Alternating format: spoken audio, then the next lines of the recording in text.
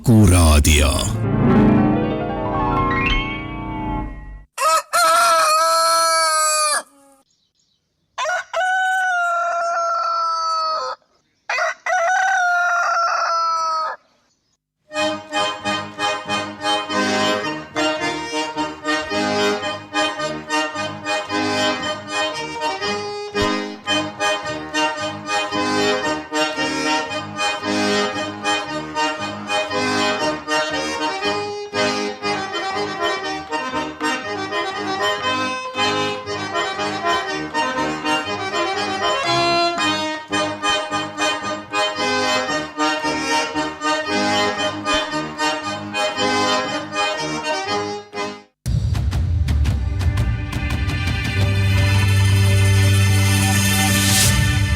Stuudios on ajakirjanik Heimar Lenk. Eetris on tema autoriprogramm. Ja tere hommikut tõepoolest suure olümpia vaimustuse laineharjal ja ka Eesti Laulu valimise vahelduseks on meil siin stuudios natuke juttu ka elust ja olukorrast riigis ja ka teistes riikides ümberringi, pluss siis terves maailmas. Nii et seks puhuks on siia kohale jõudnud jällegi Heimar Lenk ja meelsasti annangi talle sõna. No tere hommikust, head kuulajad, tere hommikust Meelis, tore kohtuda jälle ja siis sa ikkagi ei nimeta tulevaste põlvede jaoks, et mis kuupäeval me oleme eetris. Ikkagi kuskil koopast võidakse leida sinu helifail. Sa oled kahati seda koopa juttu, et jah, aga sinna puhul asi tüürib, et võib-olla kuhugi jääb mõni, nagu praegu on need koopa, kõik need joonistused ja kivikillud ja kivikirjad ja leitakse, nii võidakse ka sinu fail leida, muidugi ma ei tea, kas neil on riistu, mille peal seda mängida. Seda ma just mõtlema jäingi, et see on probleem oma ette, aga olgu peale, meil on siis jätkuvalt külm veebruarikuu, on kuupäev numbriga 16, päev enne vastlapäeva ja aasta on 2026.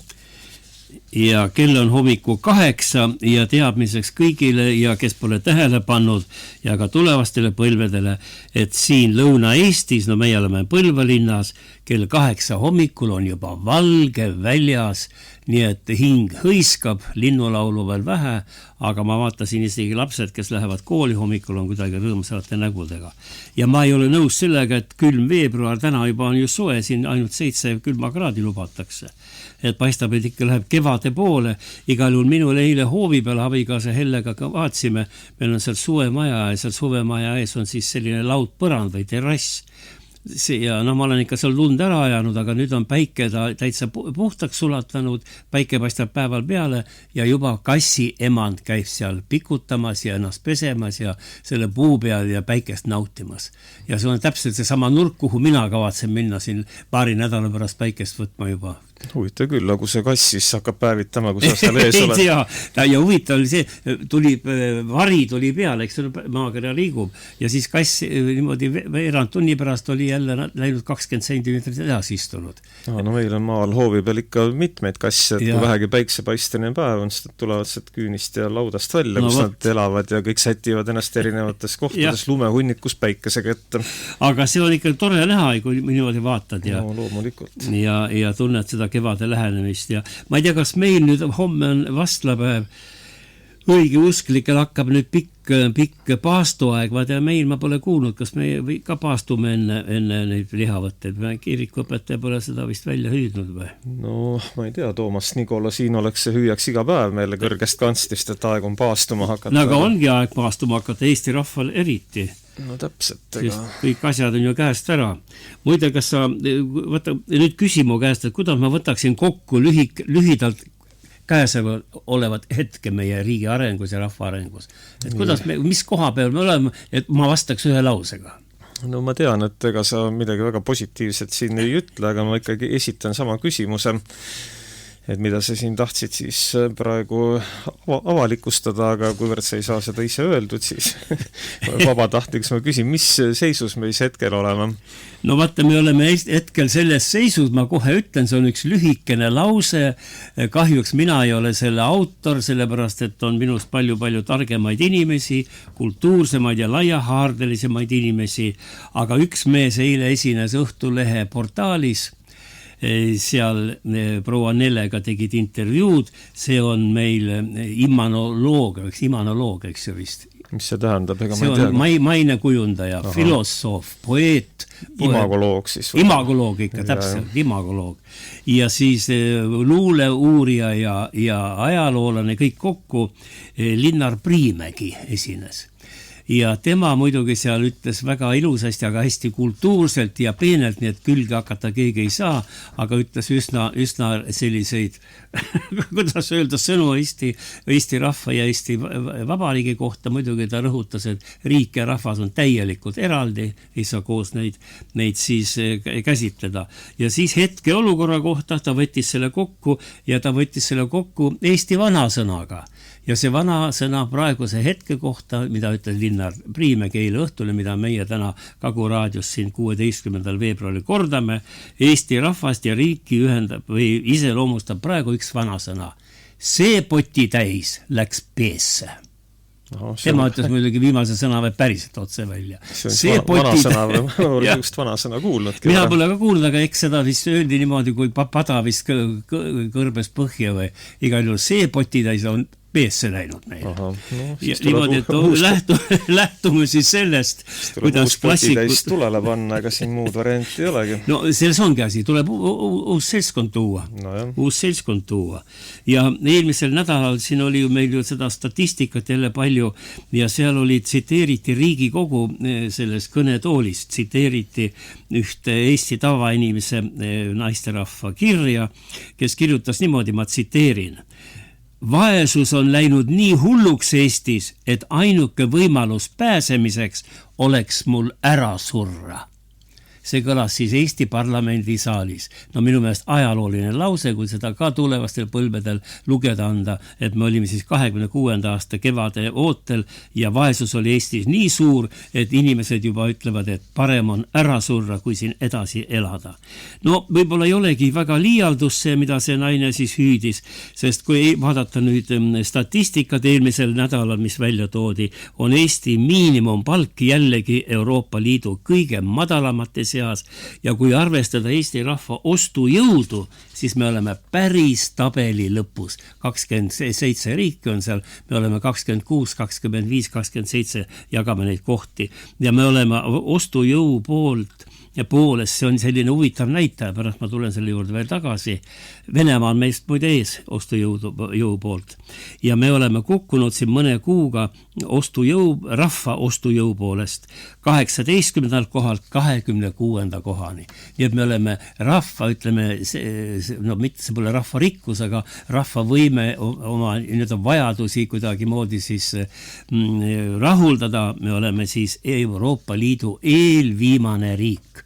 No ühesõnaga midagi pole öelda, üks kõige viletsamaid riike Euroopa Liidus. Me võime siin tuua vastuargumente, aga see nii on. Ja samal ajal, eks ju, me oleme kõige vaesemad, rahvas ei jõua osta omale toiduained, nagu me ka siin varsti kuuleme lähemalt, ja samal ajal on meil valitsus rahulikult vaatab pealt, kui elekter on 2 korda kallim kui Soomes ja teistes riikides. Et selline seis on tekkinud meil ja ma tsiteeriksin Kaido Höövelson, tema on see sumomaadleja, kes oli seal Jaapanis kaua aega. Ja tema tõi siis avaliku kirja tegi ja levitas seda portaalides. Ja ta ütles, et 1600 eurose elektriarve juures on mul selline tunne, et mind karistab see sama riigi käsi, selle riigi käsi, mida mina oma maksudega toidan. et kas ma elan valesti. Muidugi sellest sai nõelatud nagu mesilase nõel tagumikku, sai siis Jürgen Ligi, kes kohe kiiresti jooksis mitte vabandama, vaid süüdistama Höövelsoni ülbelt ja sina vormis muidugi. Ligi ju teie sõna ei tea, tema räägib kõigiga sina. Ja ta vastas niimoodi: kas see käsi on, mida sina toidad, kas see on mingi käsi? Sulle mitte ei anta elektrit, sulle müüakse elektrit. Tuletades meelde, eks ju, et midagi me kuskilt midagi niisama ei saa. Ja muidugi see sulle müüakse elektrit, ole rahul, et see veel niigi hea on. Ja majandusminister ütles, et päris katastroof veel ei ole. No Linnar Priimägi ka eile imestas, et millal see päris elektrikatastroof siis tuleb, kui need hinnad on juba surmavad. Ja siis muidugi Ligi sai jälle kõvasti sotsiaalmeedias sõimata, aga no ega see midagi ei loe talle. Ja kuulame, mida Mart Helme, siis nüüd tema on siis Riigikogu liige EKRE-st, ja kuulame tema esinemist Riigikogu kõnetoolis eelmisel nädalal, kus ta siis meenutas ka seda naisterahvas, kes eelistaks enne surra, kui selles näljas ja viletsas ja külma käes edasi vireleda, ja ühtlasi ütles Mart Helme kohe välja, et kõiges selles või ütleme peasüüdlane selles olukorras on muidugi Michali seltskond, Eesti valitsus, kes praegu istub siis seal Stenbocki majas. Kuulame Mart Helme, mida ta ütles. Aga ma tahan öelda, et kulla Michal, see, kuhu teie olete Eesti viinud viimase 4-5 aasta jooksul, on peaaegu sama katastrofaalne, kui oli Nõukogude korra lõppperiood. See on peaaegu sama katastrofaalne. Elu on mõrevõrra edasi läinud. Niisugused toredad asjad on tulnud nagu mobiiltelefonid ja arvutid. Aga see ei muuda ära seda olukorda, et meil on massiliselt vaeseid inimesi.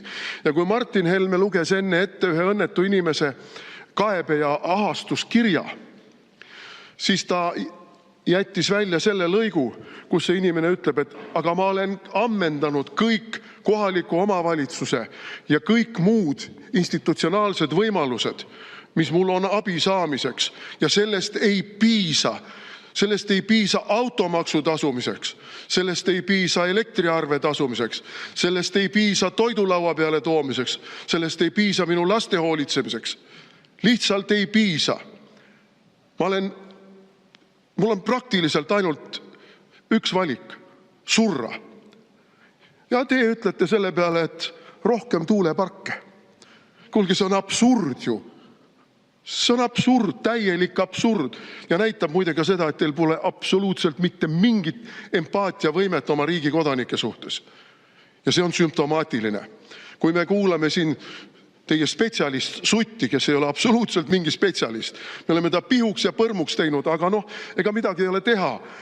Kui hobusel on silmaklapid ja ta näeb ainult seda teed, mis tal ees on, siis ta lähebki seda teed mööda. Teie Sutt on samasugune, ajab samasugust jaburat juttu kallist põlevkivienergeetikast. Palun lisaaega. Ja, 3 minutit. Põlevkivienergeetika ei ole kallis, ta on kalliks tehtud.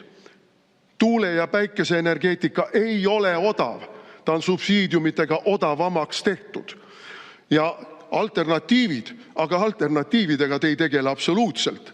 Alternatiivid on sellised vee peale joonistatud ilusad peisaažid. Nõndamoodi arvas siis Mart Helme ja ma arvan, et ega ta tõest väga kaugel ei ole. Samal ajal Mart Helme on siis EKRE opositsioonierakond ja teine opositsioonierakond riigis või Riigikogus on praegu siis Keskerakond. Ja Keskerakond tegi ettepaneku valitsusele, et vaesemaid elanikke nende suurte elektriarvete puhul võiks pisut aidata. Ja huvitav on see, et peavoolumeedia, kes meil on ikka väga-väga see valitsuse truu, kukkus kohe niimoodi hukka mõistma seda, et ei ole vaja toetada, tähendab, et las me siis võrdselt kõik kannatame ja toetame Ukrainat hoopis selle asemel ja maksame kõrgeid elektrihindu, aga samal ajal Rootsi ja sealt Taani ja ma vist oli seal ka Saksamaal on igal juhul need toetusmeetmed kasutusel ja tõepoolest sellel inimesel, kes praegu saab 750 eurot kuus pensioni näiteks ja no ta tõepoolest ei jõua ju neid asju kinni maksta. aga meil seda empaatiatunnet ei ole ja see on ka selge, nagu Mart Helme ütles. Ja Keskerakonna esimees Mihhail Kõlvart peab neid kõrgeid elektrihindu meil isegi riigi julgeoleku ohuks. Sellepärast, et kõik need närvipinged, mis rahva sees on ja need toimetuleku, nii-öelda võimetud toimetulekud, need kõik ju mõjutavad rahva meelsust, rahva arvamust ja sellega ka siis see julgeoleku oht ka kahaneb. Ja siin ongi ju praegu ka Priimägi eile ütles umbes niimoodi välja, et me võime ju kaitsevõimet tõsta ja tõsta, aga ütleme siis see sisepoolne või see rahva seas kaitsevõime tunnetamine, see on hoopis teine asi, kui me niimoodi nii suurte elektriarvetega jätkame. Sest lihtsalt küsimus pole selles, et elekter on kallis, aga ta lihtsalt ei lähe kokku eestlaste selle samuse palkade ja sissetulekutega. Siin on toodud statistika. Eelmisel aastal 25 oli miinimumpalk Eestis 886 eurot. Aga samal ajal Iirimaal oli see 2391, 2400, eks ju. Ja meil on 886. Aga hinnad on ju samad, õigemini isegi meil on mitmed asjad kallimad. Saksamaa miinimumpalk on 2343, Holland 2295 ja meil 886. No selge, et eestlased on raskemas olukorras ja viimasel kohal oma ostujõu poolest ja elatustaseme poolest. Et see on väga kole selline tõde, mida me peame tunnistama.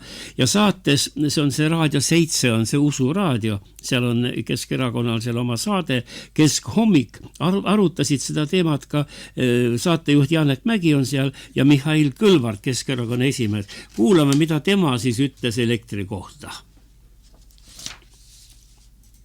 Tegelikult ma arvan, et ka tänane kriis ei ole veel lõppenud. Inimesed said jaanuari arvet, aga tulevad veel ka veebruari arvet. Ja ma ei oleks selle peale tulnudki, et veebruaris võib ka külm olla. Ja tegelikult kogemus näitab, et ka märtsis võib olla külm.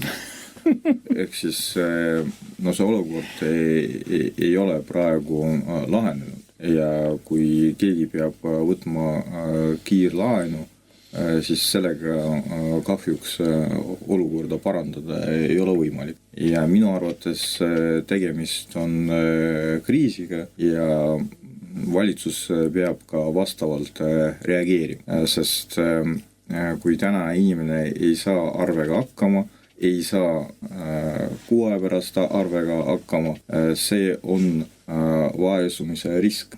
Juba täna me teame, et inimesed ei saa endale lubada, et nendel tekiks mingi reserv, siis iga elektriarve on väga suur koorm ja selle mõju ühiskonnale ja tegelikult tulevikus ka majandusele on väga suur, sest vaesumine tähendab koormust sotsiaalsüsteemile, ehk siis kui täna lähtuda Reformierakonna loogikast, et probleemi ei ole, siis valitsus peab arvestama sellega, et tulevikus tuleb lahendada veelgi suuremad probleemid.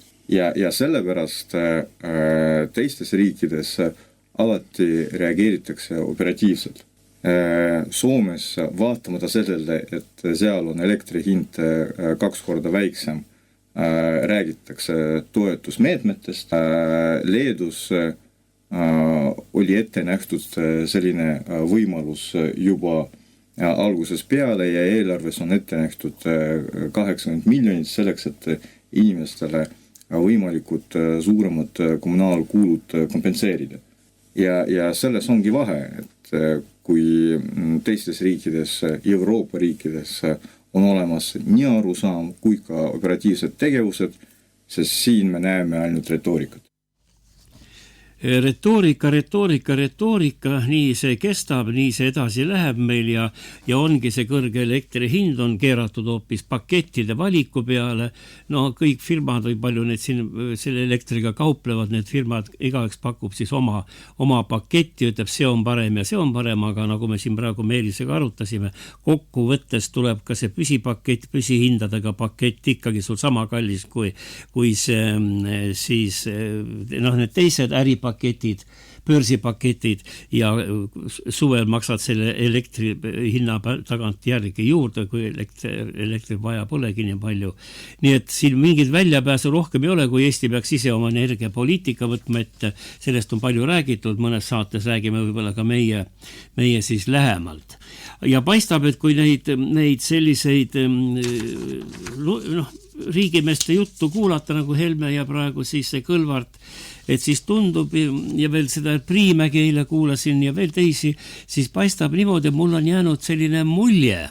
Me oleme küll räägime, et Eesti rahvas ei tule kergelt tänavale ja ta ei taha protestida ja tihtipeale mul siin Lõuna-Eestis ka inimestega saan kokku, et oi, kuule, läheme Toompeale, aga kui see buss on tellitud, et siis sõidame, siis hommikul jälle üks on haige ja teisel on ilm külm ja nii et me väga aldis ei ole selle demonstreerimise ja nõudmiste peale, mis on seal Hispaanias või mis on praegu seal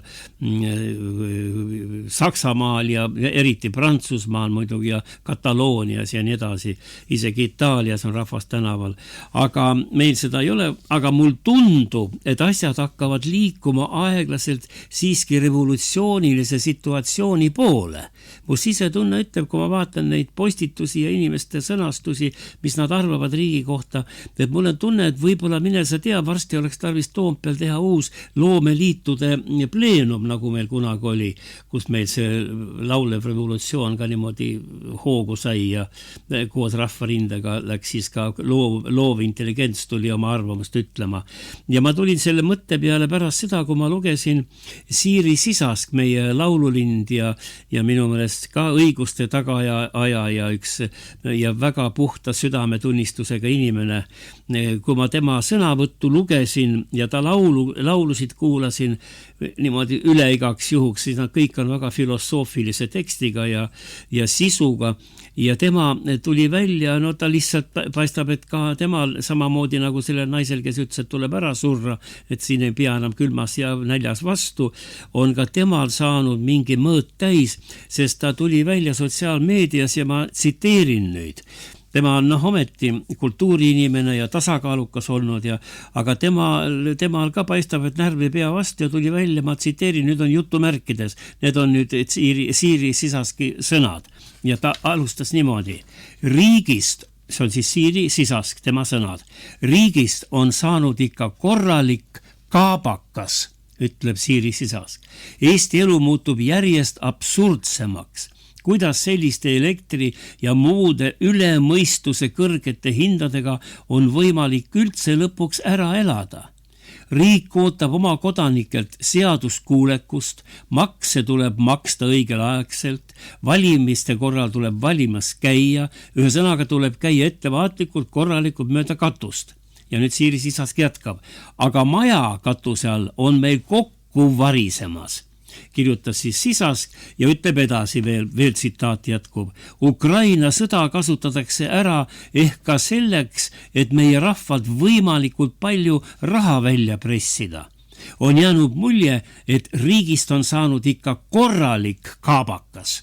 Vaat need on laulurästa sõnad meile ja siis ta edasi arutab veel, et kuidas elektrihinnad ikka kõrged ja niimoodi olla ei saa ja kes sellest vastutab ja edasi ja ütleb, et minu kohus on teile pakkuda head muusikat ja mina samamoodi ootan siis ka head elektrit nende elektrimeeste poolt, ütleb ta siis juba pehmemalt niimoodi naiselikumalt.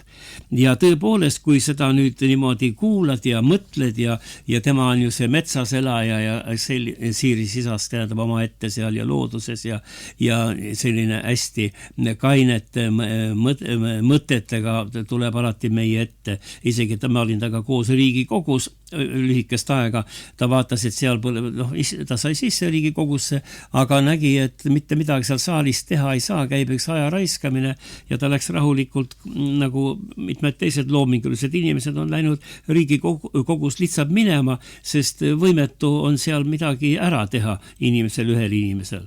Ja tema on siis nagu meil see tõehääle ütleja alati välja oma lauludega ja laulu sisuga ja see meie, mis maa see on ja need on kõik kuulsad laulud. Ja ütleme siis niimoodi, et üks ausamaid lauljad, kes ei laula mitte ainult, et pane oma käsi, kuidas ma kuulsin, üleeile oli siin, pane oma küll on hea, et sa paned oma külma käe minu püksi. Ja ühe laulu sõnad lauldakse siin, väga ilus. Las nad panevad siis, aga kas seda laulda on vaja? Võib-olla on vaja. Aga eks ta on huvitav tunne küll, ma arvan. Aga Siiri laulab ikkagi looduse laule ja laulab asjast, mida ikka tasub, millest tasub laulda ja millest tasub mõelda ja vaiki need inimesed ei saa olla ja ma loodan, et loomeliidud ja inimesed üleüldse hakkavad lähemal ajal rohkem sõna võtma, sest selge on see, et Eesti samamoodi edasi minna ei saa, sest see pott on juba läinud sinna, nagu ütles siis Priimägi. Ja me kuulame nüüd Siiri Sisaskit. Ma valisin välja sellise laulu Meri on siin ja siin on sellised sõnad, et meil meri on ukse all. Udu täis on meie kambrid, võõrusest tolmab, ühesõnaga kõik on sassis ja ta laulab seda siin minu meelest väga meisterlikult, nii et Meelis kuulame ühte, võiks öelda isegi protestilaulu ja Siiri Sisask esituses pärast siis seda, mis me kuulsime, et riik on kaabakas korralik, ütles ta. Kuulame selle Meri laulu ja siin saame, nüüd tunnetame seda, kui tugev on selle loome intelligentsi jõud, mille ta paneb oma kunsti ja kultuuri ja antud juhul siis muusikasse ja laulusse. Siiri Sisask laulab meile.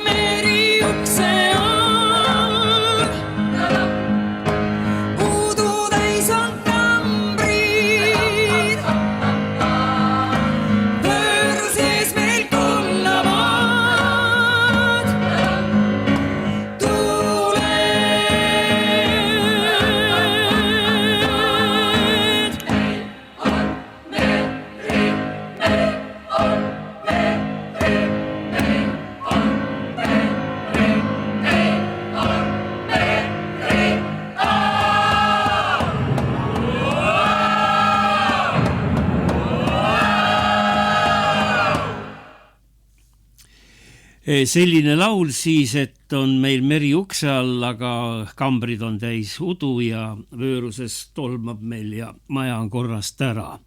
Ja tulekski öelda nüüd siia juurde, et me oleme tegelikult ju imeväike riik, see 300 kilomeetrit ühest äärest teise ja me ei saa hakkama, ei internetti pole suutnud küladesse viia kvaliteetselt, üks päev üks naine just rääkis, et ta ei saa üldse mängida oma mänge isegi ja muidugi ma ei kiida need mänge alati heaks internetis, aga olgu sellega, et niivõrd viletsad on internetiühendused, mis on natuke keskusest väljas. Ja samamoodi on, ma vaatan, et me ikka kuidagi seda riiki juhtida ei oska. Ja nüüd, kui meil tuli välja nüüd see haridusalane uurimus, see Eesti Eesti nii-öelda haridustaseme kohta ja noh, saime jällegi tõe häält kuulda, et asjad on jällegi käest ära. No tee, mis sa tahad. Kuhu vaatad, jälle uut häda. Ja tuuakse selline näide nüüd, et haridusministeeriumis on ainult üks reform teise otsa. No meil seal Kristiina Kallas juhib praegu hetkel seda ministeeriumi. Üks reform teise otsa, samal ajal reformide käigus on kadunud või töölt lahkunud 8 osakonna juhatajad ja neile asendus pole leitud. Tähendab, ministeerium töötab ilma 8 osakonna juhatajata. Ja no mida see siis tähendab? No aru ei saa. Ja siis see inimarengu aruanne ütleb edasi, iseloomustab meie olukorda, jällegi väga halb iseloomustus. Ja ma tsiteerin, õpilastel on Eestis kadunud õpihimu ja õpetajal himu õpetada. Õpetajad on ülekoormatud.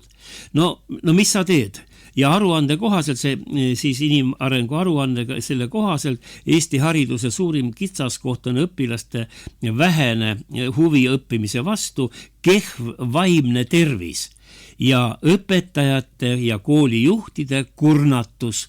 No mina ei saa aru, nii pisike riik ja me ei saa haridust ka veel käima panna, nii nagu oleks tarvis.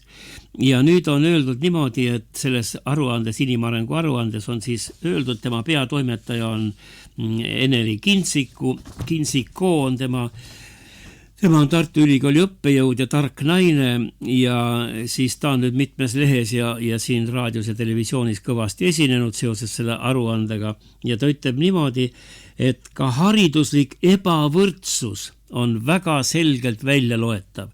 Nii et mulle tundub, et me nagu läheneme sellele esimesele Eesti Vabariigile, kus olid siis need Vikmani poisid ja olid siis vaesed mehed ja olid rikkamad lapsed ja nii nagu Oskar Luts oma Kevades kirjutas, millega seal, eks ju, kuslap pidi hakkama saama, et paljudel süüa oli ja kuidas siis Tõnisson sai oma kõhu täis söödud ja et kõik need asjad hakkavad, nagu see muster hakkab Eestis korduma. Ja ta ütleb niimoodi, nüüd siis Eneli Kintsiko ütleb niimoodi selle uuringu juht, et ka PISA uuringutest tuleb välja ja pidevalt kuuleme, et Eestis ei ole hariduslikku ebavõrdsust, aga kui me vaatame andmeid, siis on pilt hoopis teine. Meil on suur ebavõrdsus ja mitmel tasandil tähendab. Ühed on targemad, eks ühed paremad koolid, teised on komplekteeritud viletsamate õpilastega ja ta toob näiteks, et karmid numbrid, mis meid iseloomustavad. Kui iga 4. ja 5. põhikooli lõpetaja, kukub matemaatika eksamil lihtsalt läbi. No öelge mulle, mis IT-vabariiki me saame teha, kui inimesed kukuvad matemaatika eksamil läbi, aga matemaatika on selle kogu selle AI ja kogu selle aluseks ju. Ja näiteks ta toob see Kintsiko näiteks, et viimasel aastal oli üle 3000 õpilase Eestis, kes ei suutnud sooritada matemaatika eksamit. 3000. Iga 3. või 4. Eesti laps õpib, nüüd on lisainfo veel, iga 3. või Eesti laps on sunnitud õppima kodus eraõpetaja käe all. Neid samu reaalaineid, mida juba koolis õpetatakse. Et koolis ei suudeta siis ära õpetada kõike ja iga 3., 4. laps peab siis olema lisaõpetajaga, koduõpetajaga, selle eest tuleb lastevanematel maksta, vaesemad muidugi ei jõua maksta, huviringe ei jõuta maksta, lasteaeda ei jõuta maksta ja no ma ei tea, no isegi raske on kommenteerida, et nii pisike riik, nii vähe neid koole, no kui me vaatame siin kõrval Venemaad, eks ju, seal on, ma ei tea, 100 000 kooli võib-olla, või prantslastel seal, eks ju, oma 100 000 kooli. No kõigega saadakse hakkama. Suured riigid on täis internetiühendusi, väga kvaliteetseid, ja me ei saa seda. Me ei saa isegi ühist transpordipiletit välja mõelda, et ma tulen rongi ja bussi peal ja lennuki peal võib-olla saaks ühe sama piletiga, kui ma lähen sinna Saaremaale sõidan. Ja mina olen siin ka Põlvas kogenud. Olen Tallinna rongi vastas, mis on ka muidugi jälle nüüd maailma ime ümberistumisega Tartus. Ei saa nüüd otse ronge tehtud. Ja siis tuleb ja buss on läinud nina alt minema. Inimesed tulevad rongist välja, buss läks. Ma olen autoga seisnud, oodanud oma külalisi ja vaatan, buss on läinud. Aga rong tuleb, inimesed, mis sa teed siis? Ja me ei saa nende asjadega hakkama. ja siin öeldaksegi selles inimarengu aruandes, et meil on lihtsalt niivõrd palju neid reforme tahame teha ja midagi lõpuni ei viida ja algatuste üleküllus on, teoritiseerimise üleküllus on Eestis. Muudkui targutame, iga uus minister, ametnik või komisjon algatab järjekordse programmi, kuid keegi ei küsi, millal see programm tuleks ellu viia. Nii et selles arengu aruandes ministrid väga teravalt rünnati. No ma ei tea, kas nüüd valmistatakse ette Eesti 200 valimisliidust või võimuliidust väljatõrjumist, ma ei oska öelda, aga igal juhul asi on hariduses äärmiselt vilets, kuigi võimalusi nagu on, tuleb välja, et me paneme haridusse päris suured summad võrreldes teiste riikidega, me ei ole mitte lõpus seal, aga me selle hariduse taset pole suutnud mitte kuidagi tõsta, kutsekoolid on küll väga kaasaegseid, õpilasi jätku ja nii edasi ja nii edasi ja nii edasi. No meenutame näiteks, ma mõtlesin, paneme Kristiina Kallase häält ka meie saatesse. Kuulame, kuidas Kristiina Kallas või Kristina Kallas, haridusminister, tervitab koolilapsi kooli alguse puhul 2023. aastal. Haridus- ja teadusministrina teen 1. septembril oma kooliaasta lubaduste nimekirja. Ja siin ta on. Luban, et pingutan, et tuua kõik koolid ja õpilased kokku ühtsesse eestikeelsesse haridusruumi. Et kõigil Eesti lastel ja noortel oleks võrdsed võimalused haridustee jätkamiseks. Et õpetajatel oleks koolirõõmu ja nende vaimne tervis oleks tugev. Et püsiksid kodulähedased väikesed maakoolid. Et kevadel ei oleks negatiivset eksamite stressi õpilastel ja õpetajatel. Et kutsehariduses oleks rohkem valikuid. Et kõik Eesti noored õpiksid edasi ka pärast põhikooli lõpetamist. Et kogu haridustee muutuks õppijate jaoks valikute rohkemaks ning Eesti lapsed oleksid rõõmsad, õnnelikud ja tahaksid särasilmil õppida. No need olid nüüd ministri sõnad, aga nagu me loeme aruandest, eks ju kõik on vastupidi, maakoolid lähevad kinni, särasilmset õpet ei ole, õpetajad väsivad ja nii edasi ja nii edasi, nii edasi.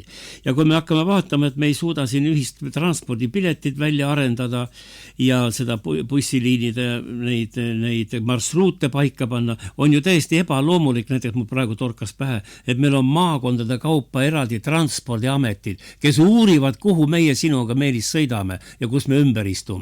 Ja selleks on 3-4 inimest palgal, igas maakonnas. See on küll Kadri Simsoni leiutis omal ajal, minu erakonna kaaslane endine. Aga noh, see on ju absurdsed ametid meil on. Ma tahaks küsida, milleks on meil vaja kuidas need on, arengu strateegia mingi väljatöötamise asutused. Jälle 3-4 inimest saavad head palka. Ei tea. Ja samal ajal me ei saa isegi kokku leppida Kadrioru ja siis välisministeeriumi vahel, mida president ütlema peaks või mida ta tohib öelda. No lihtsalt paneb imestama, et sellise juhtimisega ei saagi ju riik areneda. Ja siin Keskerakond tegi isegi avalduse selle kohta, et jätke president rahule. Oli tunda sellest avaldusest, et ollakse presidendi poolt, ma tsiteerin. Presidendi sõnavõttudele on omistatud tõlgendusi ja seisukohti, mida ta tegelikult väljendanud ei ole. Eesmärgiga seada kahtluse alla presidendi tõsiselt võetavus. Ma saan aru, et teda rünnatakse ja teda uuesti tagasi ei tohi panna, aga mida president ütles väga hästi, hakkame lõpetama sõda ära ja hakkame läbi rääkima siis ka venelastega, ega midagi pole teha, enne sõda ei lõppe, kui venelastega on läbirääkimised tehtud, sest kõik sõjad lõppevad lõpuks ikkagi rahu ja läbirääkimistega. Aga nüüd siin sõimatakse tema nägu täis, nagu see meie välisminister hariduseta Tsahkna siis kukkus seal viskama siis igasuguseid vulgaarseid väljendeid. Ja kuulame, mida selle kohta, selle presidendi konflikti kohta ütles Objektiivi raadio, see on üks internetiraadiojaam, ja kus siis Markus Järvi on selle raadiojuht ja Veiko Vihuri esineb. Veiko Vihuri on üks väga aus inimene, vaimulik ja filosoof ja tema juttu on päris huvitav ikka kuulata, mida tema ütleb. Kuulame siin Veiko Vihuri ja Markus Järvi ja nemad arutavad, kas tehti siis liiga meie presidendile. Siin Tsahkna on öelnud, et Kremli ukse taga kraapimas käimine nõrgestab nii Ukraina kui Euroopa positsioone. Kremli ukse taga kraapimas käimine. Ja peaminister Kristen Michal on siin öelnud jällegi, et Karise väljaütlemine on vastuolus Eesti põhimõtteliste väärtustega. Et need on väga tugevad hukkamõistvad sõnumid valitsuse poolt presidendi aadressil, et seal ei ole vähimatki kahtlust. Ja loomulikult ka meie peavoolu ajakirjandus, mis jällegi sellistes olulistes küsimustes joondub nagu ühele positsioonile, on läinud sellega kaasa. Et sa mainisid Postimehe juhtkirja ja Urmas Nemvaltsi vastikut karikatuuri ja selle Postimehe juhtkirja pealkiri oli president libastus. Vaat selline asi, et president meil libastus oma ettepaneku ja väljaütlemisega. Delfi läks muidugi veelgi kaugemale ja lõi selle lausa teemaploki Karise skandaal. Nii et ajakirjandus tahab seda kujutada mingisuguse skandaalina, mingisuguse presidendi eksimusena, mis peaks ta nagu täielikult poliitikas maha kandma ja muideks veel Delfi juhtkirjas toodi üks selline näide. Kujutad sa pilti, et seal kujutati siis presidenti olukorras, kus meie rahvas või ütleme Eesti tervikuna laulab püha ööd. Toodi selline kujund. Eesti laulab püha ööd, aga nüüd president hakkab korraga ajama oma joru ma lõbus õllepruulija. Ja siis tuleks öelda, et see püha öö, see armastatud jõululaul tegelikult ju seisneb Venemaa tükeldamises, Venemaa põlvili surumises, Venemaa häbitamises, Venemaa purustamises, Venemaa lüüa saamises. See on püha öö. Kõik on maas rahu sees, nagu selle traditsioonilised sõnad kõlavad. Ja nüüd korraga president tuleb sinna, hakkab oma joru ajama täiesti viisi pidamatult üle laulma sealt, et ma lõbus läbi rääkija või mis iganes. Et kuni selliste kujunditeni on siis meie ajakirjandus juba jõudnud. No sellised näited võib palju tuua meie elu kohta praegu ja siin tekibki nüüd küsimus, kerkib üles, kui sa neid teistmoodi arvamusi kuulad, et kuidas Eesti rahvas üldse informeeritud on. Ja mina julgen väita siin otse-eetris, et informatsioon, mida rahvale pakutakse, on puudulik, selline ühepoolne ja mitte tasakaalustatud ja tegelikult jätab suure osa sisust üleüldse avamata. Ja näiteks üks näide siin, me iga päev korrutame, et Venemaa majandus kukub kohe kokku ja kõik on läbi ja siis Venemaad tükeldatakse ära ja siis on Venemaaga lõpuks lõpp ja 1000-aastane ajalugu ei loe midagi ja siis tulevad Ameerika ärimehed ja hakkavad Siberis kulda kaevama ja naftat välja pumpama. Ja et Venemaa seis on väga hull.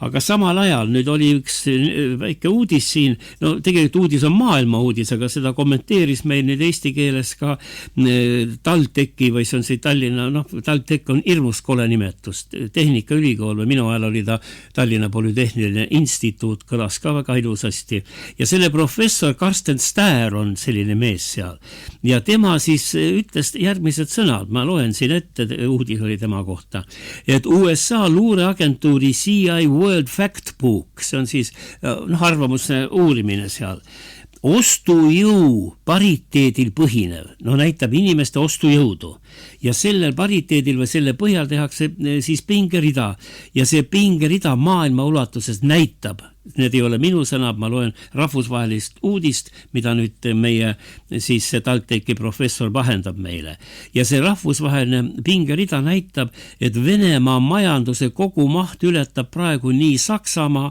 kui ka Jaapani oma. Ja selle pingerea järgi on maailma 5 suurimat majandust, ostujõu järgi nüüd tähendab, kui tugev on rahva ostujõud. Ja 5 suurimat majandust aastal 2024 olid Hiina, Ameerika Ühendriigid, India, Venemaa ja Jaapan. Nii et 4. riik maailmas on Venemaa, aga me muud kui kuuleme, kuidas ta homme kukub kokku.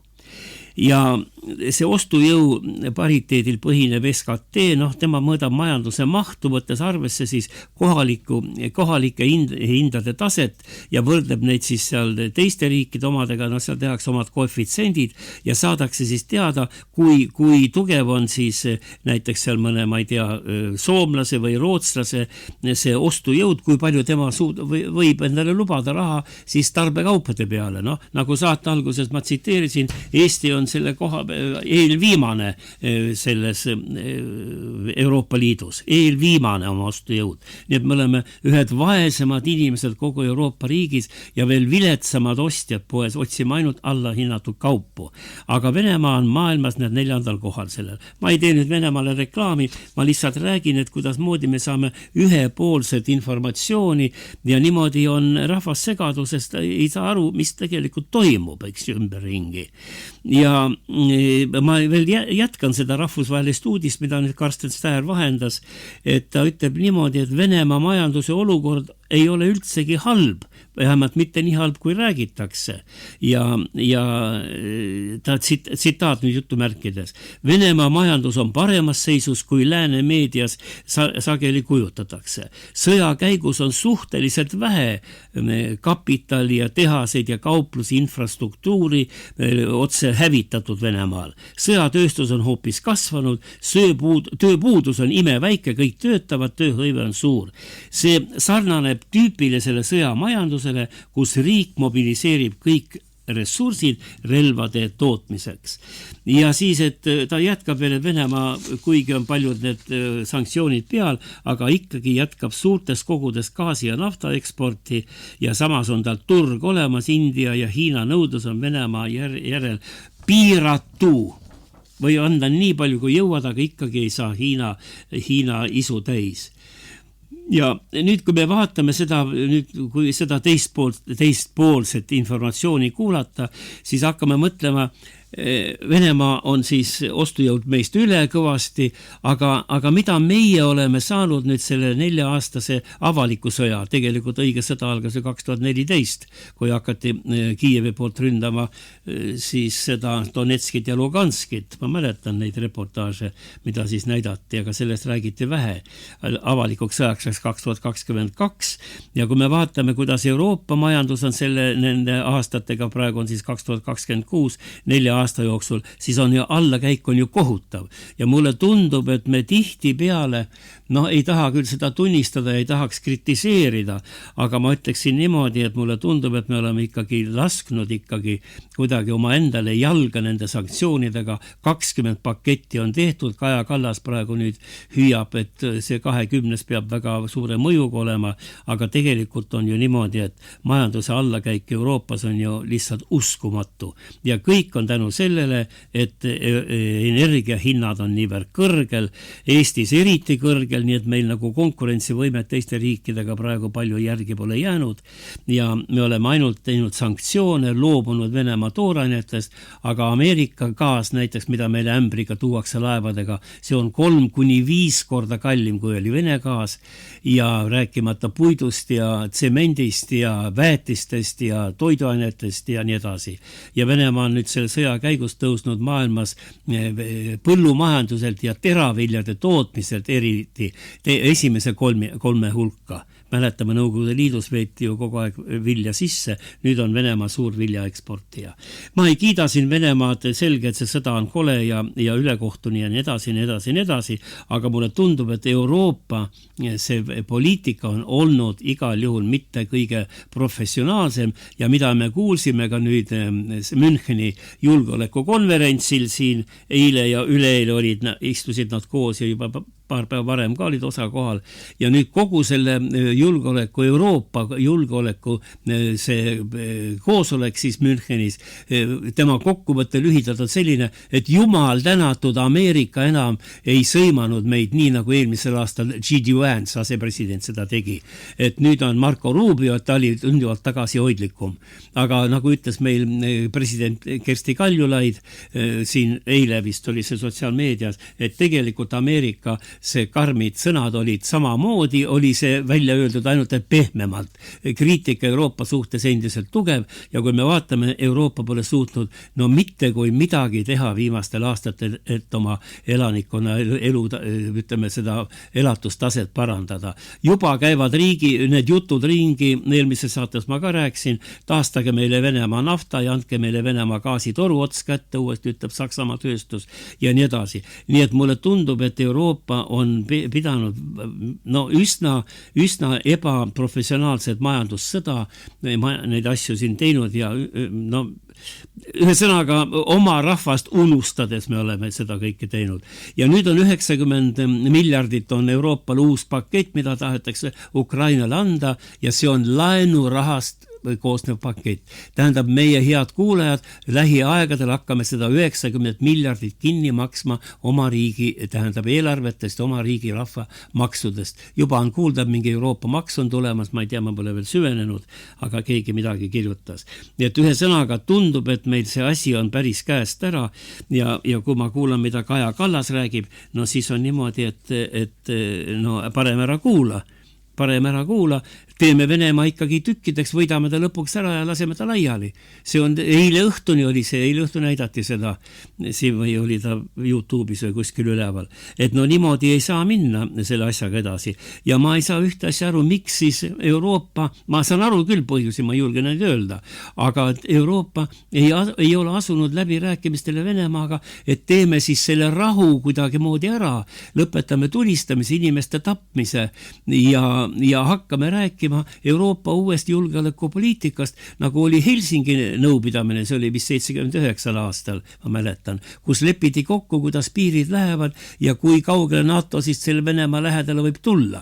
Praegu ju Ladina-Ameerikas on sama asi, et Kuubas on ju uus kohutav kriis kohe puhkemas. Kuuba on täielikult ilma tooraineta, naftata ja lennukid ei lenda, autod ei sõida ja riigid toovad oma kodanikke Kuubalt ära ainult sellisel moodusel või sellisel võimalusel, et ta võtab täis tangitud lennukid lisakütust kaasa ja Kuubas ei ole mingit võimalust tankida. Et sellised olukorrad, et miks siis Euroopa ei võiks hakata rahulikult mõtlema, et istume maha ja lepime kokku, kus need piirid peaks minema, et keegi siis otseselt ei oleks sellest ju nii-öelda haavatud. Ja kui me tuletame 22 aastat meelde, siis mul on meeles ja need on praegu internetis kõik leitavad, olid need proovi läbirääkimised, mida taheti teha ja mis ka osaliselt õnnestusid pärast siis Inglismaa pealekäigul need asjad tühistati, oli ikkagi võimalus otsida rahu ja leppida kokku, kuidas moodi need mõjusfäärid või kuidas nad peaks välja kujunema. Ja Venemaa seda kogu aeg nõudis, et istume laua taha, räägime kokku, et ärge tulge meile siia kuklasse, nagu Ameerika ei taha näha, et näiteks Vene sõjalaevad näiteks praegu Kuuba alla või läheksid sinna Venezuelasse, eks ju. Samamoodi on praegu siis see Ukrainaga juhtunud. Et sellised mõtted nagu tulevad pähe, kui siin raadiosaadet teha ja neid asju uurida.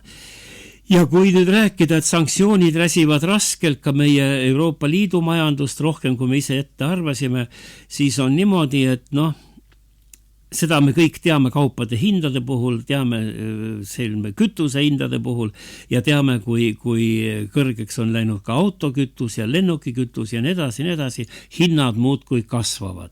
Ja kui veel informeeritusest rääkida siia juurde, mis ma praegu algul siin ütlesin, et meil Venemaa olukorrast räägitakse ühepoolselt või ei räägita kogu tõde, siis on veel üks pisikene selline saate lõppu, väike selline mitte naljanumber, aga ka räägib vähesest informeeritusest.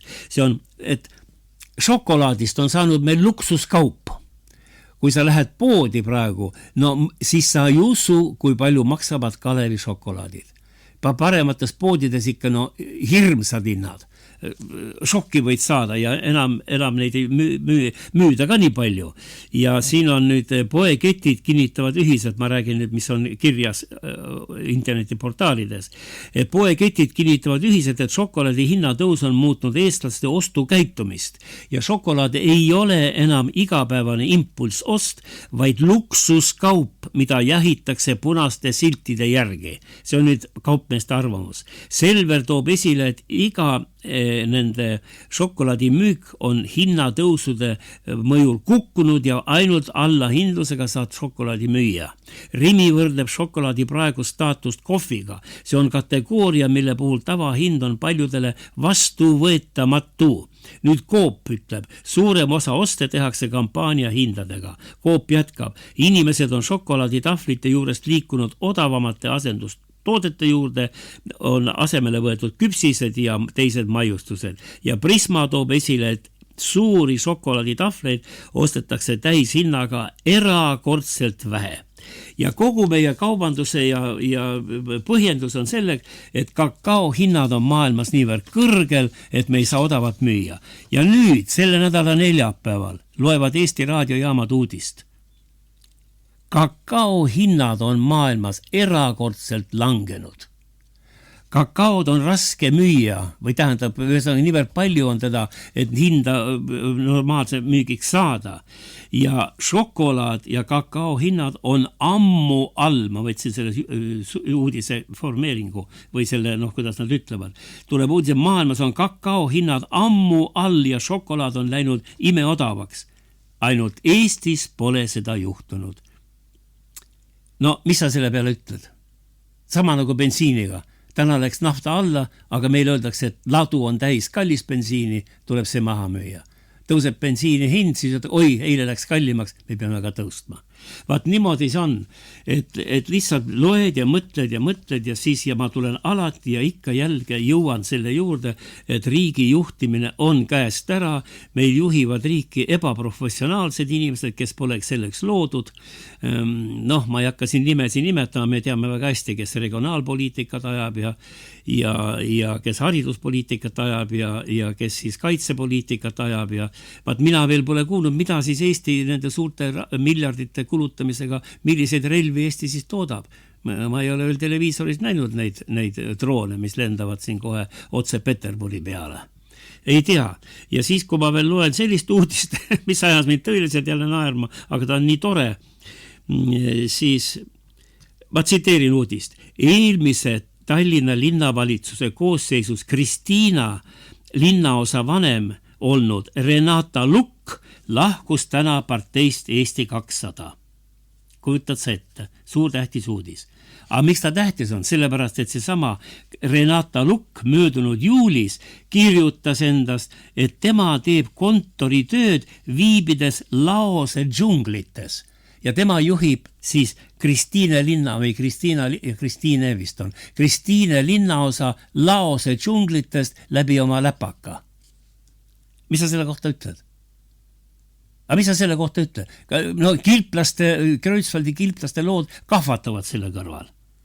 Ja 30. juunil lendas Lukk puhkust võtmata reisile, linn maksid talle raha ja tal oli 5 tervisepäeva, ta ütles, tema läks tervist tegema ja juhatas siis Laose džunglis Eesti majandust ja Kristiine linnaosa.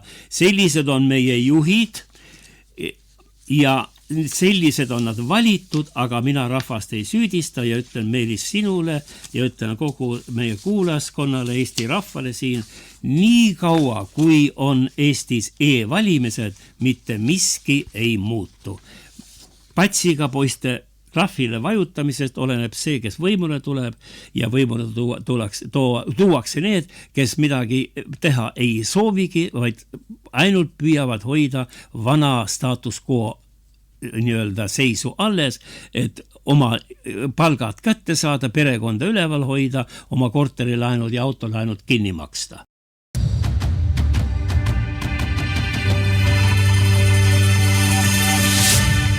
Stuudios on ajakirjanik Heimar Lenk.